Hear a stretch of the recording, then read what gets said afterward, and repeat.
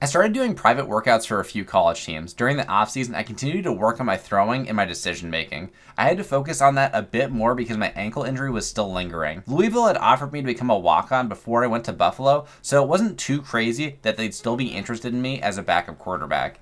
They just came off of a season where they were ranked in the top 25 to finish the season, and I started out as the second string quarterback, and I started to work like crazy during practice and film study so that I could take the starting job. In preseason, we were ranked in the top 25, with the quarterback position still up for grabs. The talent on the team was insane. Jawar Jordan was a great one-cut back, Tyler Hudson and D. Wiggins were two senior wideouts who excelled at route running and jump balls, and Amari Huggins-Bruce was a huge deep threat, and then Marshawn Ford was the X factor of this team offensively at tight end. After Doman ended up getting mono before the season opener, I was put in the starting lineup. Now, I just had to stay there this time. Our first game of the season came against Marshall. So far in my career, I was 1-2, so I couldn't take any team lightly, and we had bowl game aspirations. The sophomore Huggins-Bruce was outstanding in the first game of the season, playing like Tyreek Hill. Despite easily working our way down the field multiple times on offense, we were down 9-14 to start the fourth quarter, settling for 3 field goals in the red zone.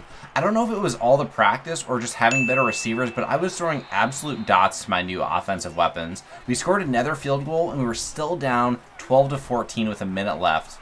We had the ball and we were already in field goal range, so coach just had us run the ball to burn time. Finally, Jawar Jordan got into the end zone for a touchdown, securing us an 18-14 lead and eventually getting us our first W of the season. Our next game came against Kentucky. The winner gets the right to the Governor's Cup each year, and in our previous season when I was at Buffalo, we lost to Kentucky, so it was time to bring that cup back to Louisville. I'll be honest, this was probably my best college or high school game ever. I had never made these kinds of throws before. I always lacked the throwing power and the arm talent overall to hit my targets deep down the field, but I was spreading it out to all of my receiving threats. Hudson and Wiggins were doing well, and Marshawn Ford was already making some insane catches over defenders. Not only was I throwing it well, but I was scrambling a little bit despite the nagging ankle injury. I still had a brace on my ankle that limited my mobility, and my athletic training staff told me that I had a set limit on the amount of times I could go full speed, scrambling outside of the pocket for now. I'll be honest, the way we were playing offensively, Kentucky didn't have a prayer to begin with, but on top of that, the D locked down Kentucky's offense and forced some turnovers. Speaking of turnovers, I didn't have a single turnover in my first 2 games for Louisville, which was definitely different from when I was at Buffalo. I really think this offense suits me as a dual threat quarterback, and I have to admit I probably wasn't ready for a full-on pro-style offense that primarily relied on my arm talent. The offseason reps will really pay dividends though. I felt like I unlocked new throwing angles and bigger windows for my receivers. In the end, we took the win 27-10, and we'll see what the rest of my sophomore year has in store in the next next episode. You guys, we're getting closer. We've almost raised $100 for my local homeless shelter. Those that are new to the channel, every new subscriber up to 1,000, I'm matching with a $1 donation. There is no time limit for this. Donate $1 for free today and subscribe. Thank you again to everyone who has already helped. We started off the season 2-0, and we were quickly climbing the top 25 rankings. This was a level of team success that I hadn't experienced since high school. JMU definitely came to play though. They were hungry after starting the season 0-3, but Jawar Jordan didn't care. 25 took it all the way for a touchdown on 3rd and 21. Jawar is deceptively quick at halfback. I caught the defense lacking on this play. Playing man defense against me equals free lanes to run and punish the defense. I mentioned before that I worked on my throwing power and kind of my accuracy overall, but the biggest improvement I probably made was game sense. I knew what the defense was trying to do in most situations, so it ultimately came down to whether my teammates would make the plays for me and whether I could get the ball to my receivers. Even though we started out hot, JMU wasn't backing down. Midway through the second quarter, I scrambled outside of the pocket and put a few moves on defenders before I got hit and fumbled the ball. They scored a touchdown and we were down 9-6 before half. I threw a last-second Hail Mary to the end zone, which was picked off, but it didn't really matter, but it didn't really help the stat line either. Near the end of the third quarter, we were driving down the field and I found my backup wide receiver Downing, who took this wide receiver screen for a first down pickup before getting absolutely laid out by a DB. We got into the red zone with help from my wide receiver 1, D. Wiggins, before Jawar Jordan ended up finding the end zone for his second touchdown of the day. Near the beginning of the fourth quarter, we had the game in our hands. We had the ball with a 4-point lead, but JMU refused to quit. They forced us into another 4th down situation. I had 2 reads, either hit my deep route over the middle or hit my corner route on my left. I trusted my instincts, and honestly, I had to make this throw to avoid a sack anyways, and it ended up getting picked off. Luckily, they didn't do anything with the ball, and we had a chance to run out the clock with 2 minutes remaining in the game. I threw D. Wiggins open over the middle before throwing a terrible ball to Marshawn Ford. Ford beat his man and was wide open, but I didn't give him a chance to make a play. We ended up not even getting a field goal, while James Madison came down and scored a touchdown, giving them a 3-point lead. We weren't ready to give up our first L though. With 30 seconds left, I orchestrated a drive that put us into field goal range in time to tie the game and send us to overtime. In OT, I was getting what I wanted, running the ball at will. Then a huge mistake happened. I probably could have run the ball in a tie game and sent us to the next round of OT on 4th down, but instead I tried to pass it to Chris Bell, who inexplicably was sprinting out of bounds, no toe tapping whatsoever. The dude caught the ball just out of bounds, and JMU came away with perhaps the biggest upset in their school's history. Needless to say, we lost our top 25 ranking after losing to an 0-3 James Madison team. We couldn't hang our heads for too long though. We had a matchup against an even better team in Cincinnati the following week. They were only 1-2, but they definitely had a lot of talent on the team. I started to hear some rumors around the team questioning my skill set, especially with my lackluster resume at Buffalo. Marshawn Ford stepped up and delivered a speech telling teammates that I was going to help this program reach new heights as long as we came together as an offensive unit. The game against Cincy started out rough. The defense was doing a great job breaking up passes and playing blanket coverage on D and Amari. They must have a great DB coach with players like Sauce Gardner and Kobe Bryant starting in the NFL. We found ourselves down 14-0 in the second quarter before scoring our first touchdown. I wanted to prove Ford right, and I hyped myself up before the game listening to some Key Glock and Gunu. I think it must have worked because I caught fire in the second quarter. I started making the throws that I dreamt of making in my year at Buffalo. I had touch on the ball, I had accuracy, and I had a complete awareness of what the defense wanted to do. The cherry on the top was that the D was so worried about the throws I was making that it started making the running game and my scrambles even easier. We went from being down 14-0 to being up 35-14 in the blink of an eye. I finished the game with 6 total touchdowns, 4 passing and 2 rushing. In our next game, we were going to be playing against another team with a losing record. Temple was 0-4, but we knew we needed to take care of business after our nearly season-ruining loss against JMU. I think that loss was a great lesson for us though, that we couldn't take any team lightly despite personnel and team record. We still need to show up and actually execute to get these wins. That's why we play the game. JMU out-executed us, and they forced 3 big turnovers, along with a couple 4th down stops. As long as our O-line blocks their assignment, our receivers run crisp routes, and I make the right read, we should be unstoppable. My mindset shifted after Buffalo from being worried about what I can win, where I can go, and what I need, to what my teammates need to succeed. Not only am I more focused on my teammates' success, but I just have extremely talented teammates, and I've started to build chemistry with them over the course of the season and during practice. I'm slowly trying to have a real voice in the huddle that my teammates can rally around. For now, that falls on our X Factor, Ford, but Marshawn is a senior, and next year, someone is going to have to step into that role.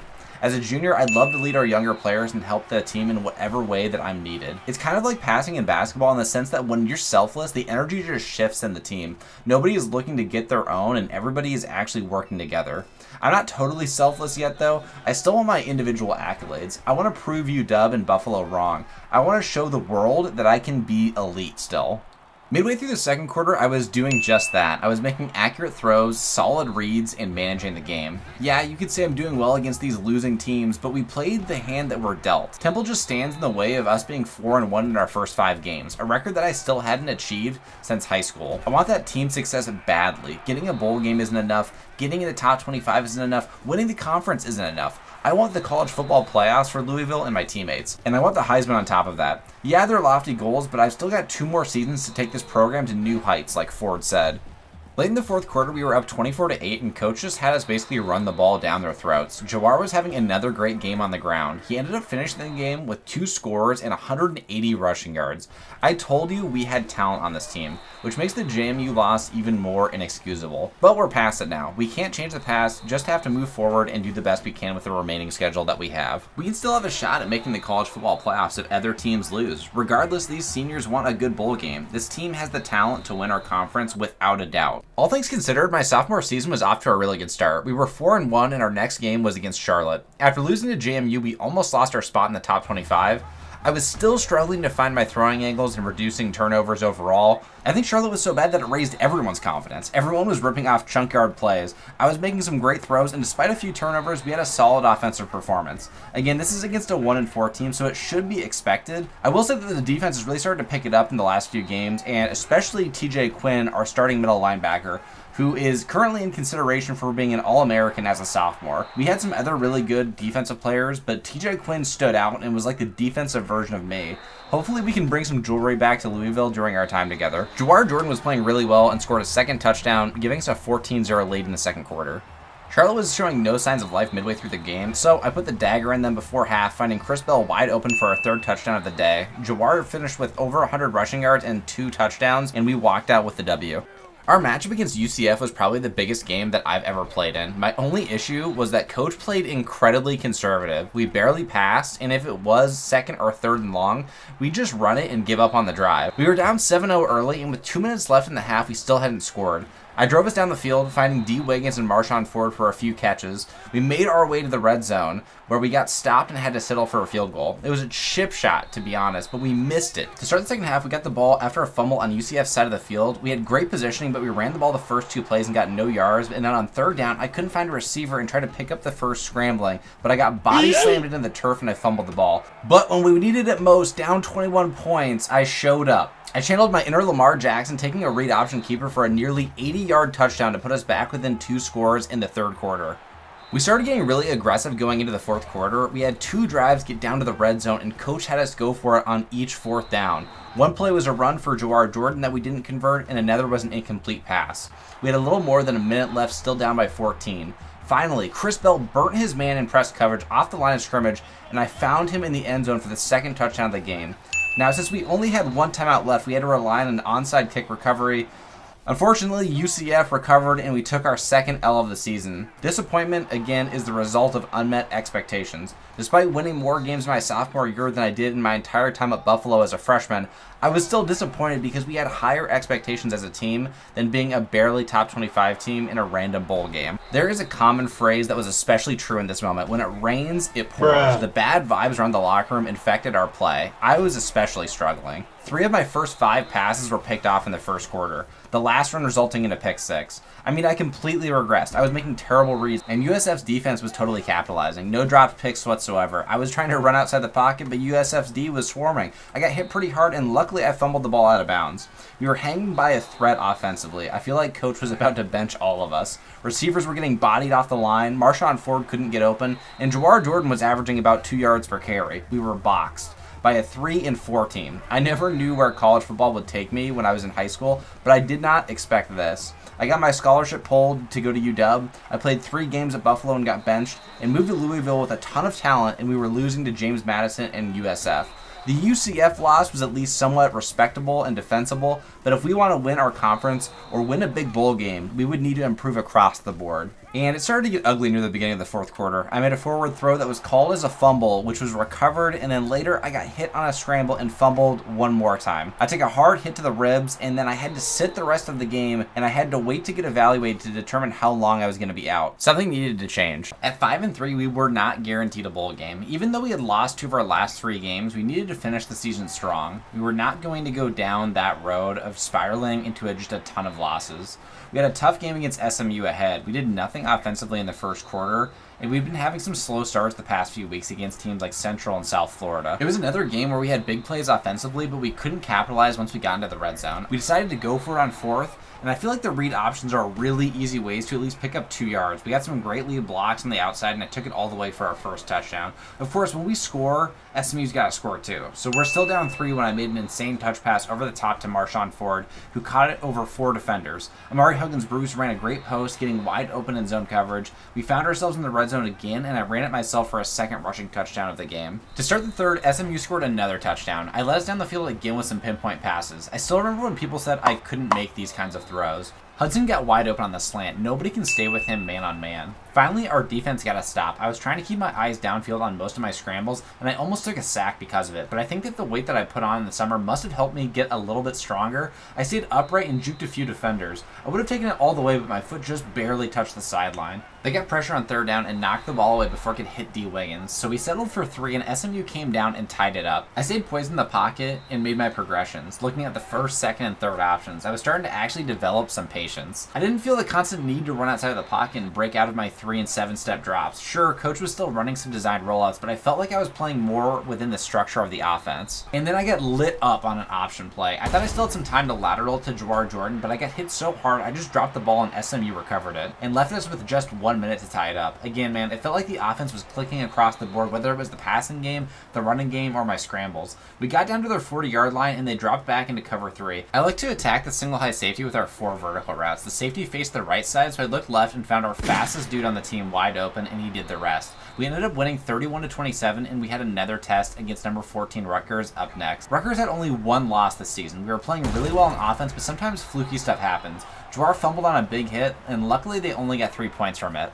Some mock drafts already had come out at this point in the season, and some of my teammates were projected to be drafted. Specifically, Marshawn Ford, my tight end, was supposed to go in the top 3 rounds somewhere. Tyler Hudson was also a late-round wide receiver, and so was D. Wiggins. Jawar Jordan may enter the draft after his junior year, or he might stay and play his senior year at Louisville. I think we can raise all of their draft stocks if we continue to pick up W's, which is obvious, but as long as we get a solid bowl game, that will help as well. If I'm being honest, Marshawn Ford is definitely the X factor of this offense, and then it's probably Amari Huggins-Bruce, the junior wide receiver. I think D and Tyler Hudson have a chance to be drafted, but I don't think they really have the athleticism or the production that will make them stand out at the combine or during the draft process. But we'll just have to wait and see. It was tied near the end of the first quarter, and we were driving down the field. Wiggins ran a great corner route, but it was just short, making it 4th and inches, and coach put in the field goal team and ran a fake field goal that got us a touchdown. Up by 1, Marshawn absolutely killed this DB on this double move, faking outside, coming back inside for the easy touchdown. Rutgers was able to score and make the 2-point conversion, so we had 50 seconds to get in position for a field goal that hopefully our kicker can actually make. The dude consistently misses from 30, so I don't know. I dot Amari over the middle and put us in position for an easy field goal.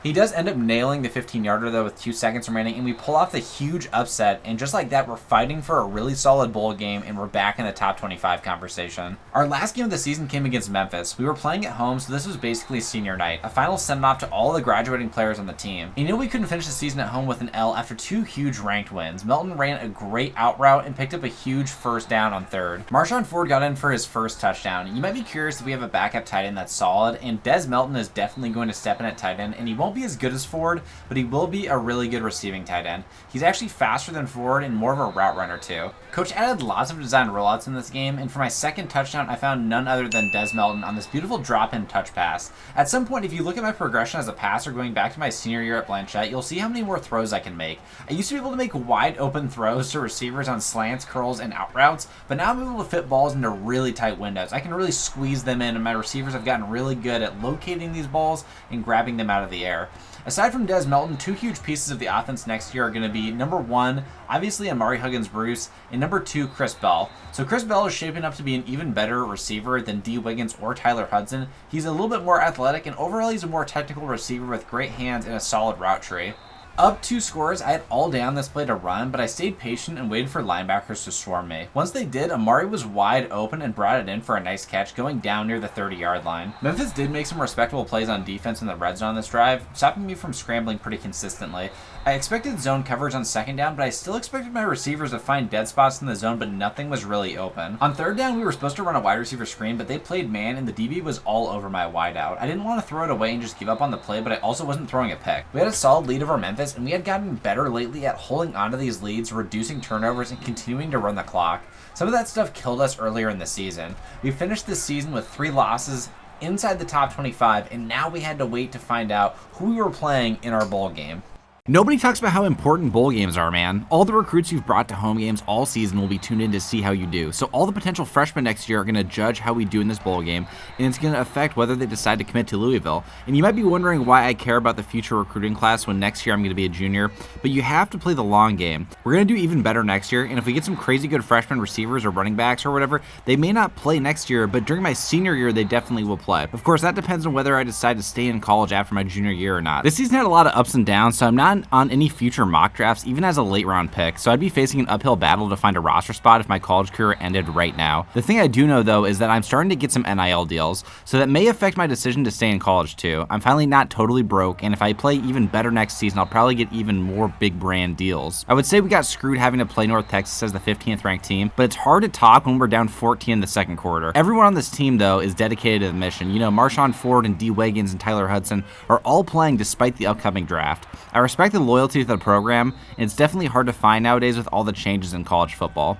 North Texas defense is definitely underrated though. They were boxing up our offense, making us scrap for yards. Finally, I broke outside the pocket and ran it for our first touchdown of the game, all while 2 defenders were chasing me down from behind. Now down by 7 points, I can smell blood in the water. North Texas had no expectations coming into this game as an unranked team, but once they got the lead, they realized how important this was. I threw a dot to Amari Huggins-Bruce to get us past midfield, but North Texas wasn't giving up so easy. They started getting pressure with less than a minute left, hitting me once when I was making a throw, and then again, they got me for an 8-yard sack, making it 3rd and long. We weren't able to score before half after I threw the pass to Tyler Hudson for a gain of only a couple of yards, but we did start the second half with the ball. We haven't talked, by the way, enough about the media's opinion of me.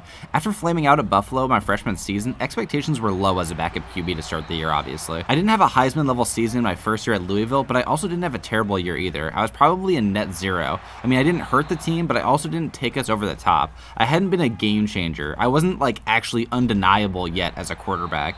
My throwing had gotten better, but it was by no means elite. I still threw stupid picks, and I left myself open to taking big hits when I scrambled. I still wasn't going full speed after my ankle injury before the season. I was playing through pain, but you know that cannot be an excuse. I actually ran the ball pretty well despite the injury. The problem was my anticipation as a passer and my overall inability to command the offense. I said before that Marshawn Ford was the leader of this team as the best player on offense, but what would it take for me to reach that? Is it as simple as just being the best, or do I need other leadership characteristics? How much do the optics matter in the public eye? Can I win over everyone as a leader from just our workouts and practices? These are the things that I thought about as a really inexperienced quarterback. I mean, I only played 1 year of high school and 3 games of college ball before coming to Louisville. Getting back to the game, down 2 scores, I found guess who? Marshawn Ford showing up at the most important time, getting us back within 3. Our defense was able to get a huge stop and use all 3 timeouts against NT to give us the ball back with 1 minute left. I really didn't want to take an L in my first bowl game. I found Ford again for a first down pickup, and on the next play, I made one of my biggest throws of the season, hitting Bell on a deep route on the far side of the field, something that I definitely couldn't have done a year ago without getting picked off. On the very next play, I found Bell once again on a slant route to get us into the red zone. We had 40 seconds left and we were well within field goal range, but of course we were trying for the W. I scrambled outside of the pocket and took a big hit, even though I just said I needed to limit them. I tried to get up and my ribs were broken. I couldn't use my core at all. We went to a commercial timeout and I asked for them to numb me up, but coach said it would be irresponsible to put me back in. It was hard to watch from the sideline, to be honest. With 20 seconds left though, Conley came in and delivered a dime to Bell again, giving us a 4-point lead with 15 seconds left. We ended up storming off the field after we took the win, and I was super happy for my seniors. We all celebrated. I was in crutches, but I was really happy for Conley. The dude didn't get any PT this season, but it was great that he got to celebrate in the moment. I couldn't wait for junior year. Again, I'm going to raise my game to another level come junior season. Hats off to North Texas, though. They really made it a game, and they made us earn it. Speaking of my seniors earlier, though, let's check out how my teammates from Buffalo that got drafted performed last season. First, we'll go to my teammate LJ Henderson, who had almost 1,000 rushing yards and 6 rushing touchdowns, along with 3 receiving touchdowns and 200 receiving yards. And next we have Jamari Gassett, who had 300 receiving yards and no receiving touchdowns as a rookie.